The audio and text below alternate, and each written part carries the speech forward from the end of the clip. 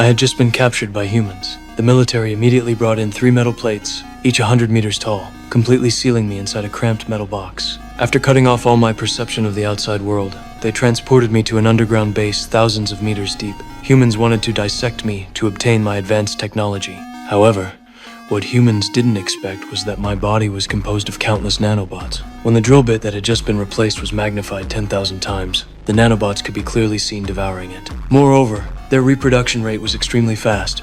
Within seconds, they had divided into countless more. At this point, the scientists also noticed the anomaly. The diamond-tipped drill bit, harder than diamond itself, was being consumed at an alarming rate. The scientist was terrified and wanted to leave immediately, but was suddenly stopped by the commander outside. He had discovered that the protective suit had already been corroded by the nanobots. If they let him out now, everyone in the base would die. The scientist desperately begged for help, but the commander still made him restart the drill and continue working. In less than a minute, he was devoured by the bugs and lost his life. Then something even more terrifying happened. The steel cables restraining me were being corroded by the nanobots at a speed visible to the naked eye.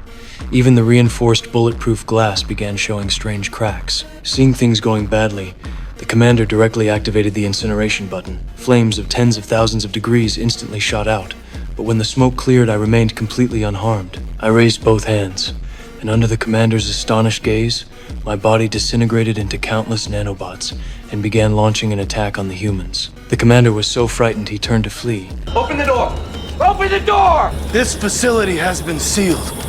No one leaves. The nanobots devoured the bulletproof glass at an alarming speed. In just a few seconds, they completely engulfed everything in the laboratory. At this point, the military forces stationed outside also sensed danger. The laboratory's steel door began to shake precariously. With a bang, the steel door weighing 1,000 tons flew out directly. Countless nanobots swarmed out. Rescue Task Force! AJ!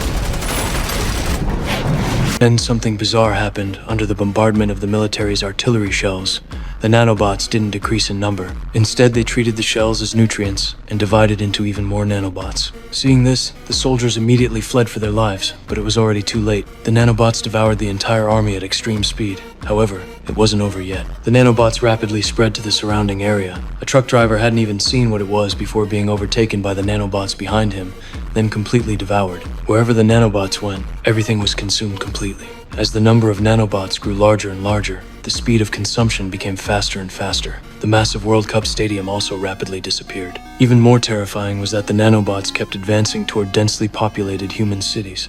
Humanity was about to face a catastrophic disaster, and the only one who could save humanity was me.